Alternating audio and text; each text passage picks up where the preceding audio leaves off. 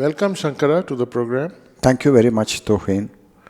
You said that the best way to start your inner journey is through self-knowing, the spiritual journey. Why is that? Okay, I'll turn the question round on you.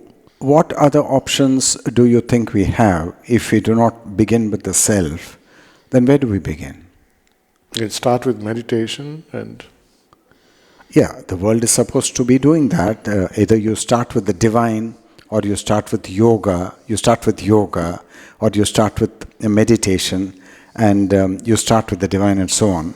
So in Amanaska Yoga, because we begin with knowing the self and watching the self, this is a completely radical paradigm shift. And the way to understand that for us will be to contrast classical physics with quantum physics and see that when quantum physics rose above the horizon and the theory of relativity rose above the horizon, it was a radical paradigm shift from the classical Newtonian Cartesian worldview. In much the same way, the religious traditions of the world have a certain approach. And when Krishnamurti came on the scene, Krishnamurti actually made the North Pole the South Pole and the South Pole the North Pole, meaning thereby that instead of beginning with the divine, he said we have to begin with the self. Now nobody has heard of this. This is something completely new. And if you want to go, would you like to go a little more deeply into this? Yes, of course. Okay, now if you look at the Vedas in India, now the Vedas are obsessed with the divine. They're divine-centric and they're divine-obsessed. That's their whole quest and tenor. But if you look at Tantra studies the obstacles to self-realization much more than Vedas. That's not enough corpus within the Vedas itself to study the obstacles. But Tantra concentrates on the obstacles. Why? Because Tantra throws a flood of light not on Shiva but on Shakti, who is the mischief maker and who is the weaver of the mysterious Maya. She is the weaver. She weaves that Maya. Yeah. And so Tantra is obsessed with Shakti, not with Shiva. And you may say that the Vedas are obsessed with Shiva and self-realization.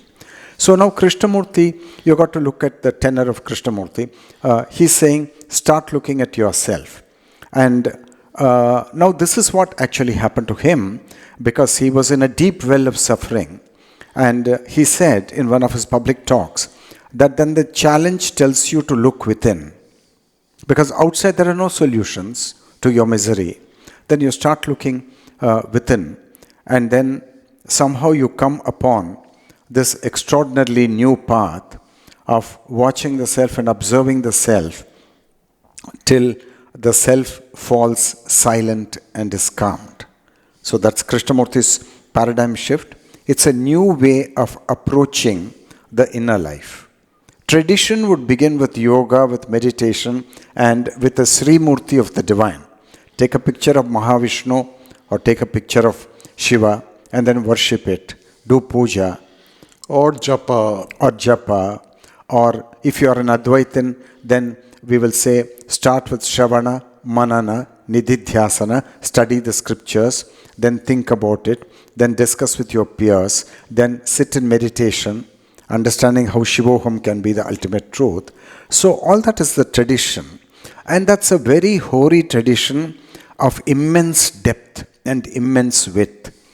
And Krishnamurti seems to have a totally new approach to the problem of inner purification and the liberation or freedom from sorrow. So this is a new approach. And because I happen to come into contact with the Master Krishnamurti and happen to drink his wine, therefore I'm naturally talking about beginning the whole journey with the self. Had I been initiated into the Vedic tradition or into the Indian Tantra, then probably that is what I'll be talking to the people as a natural thing which happened to me. So now I happen to be on the Krishnamurti trajectory, so I'm talking of that. No, it makes sense. So becoming conscious and very aware of your inner self is the best way to start your inner journey. This seems to be straight and narrow path. Straight and narrow path. You have used the adjective narrow very, very correctly. And there's a difficulty here. And what is the difficulty? The tradition allows you to anchor to an authority figure and to psychologically and emotionally depend on an authority figure, namely the guru.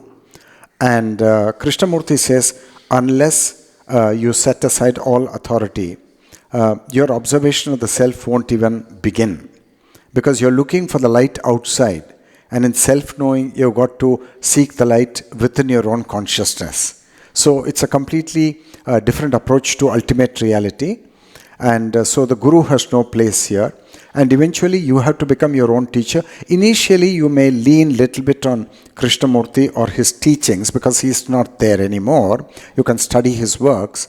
But eventually you got to see how those teachings can come alive in your consciousness, for which your sincerity and your honesty are the things which are going to help you to walk on that new turf of watching the self and learning from that. Thank you, Shankara. Thank you, Tuhin. Thank you.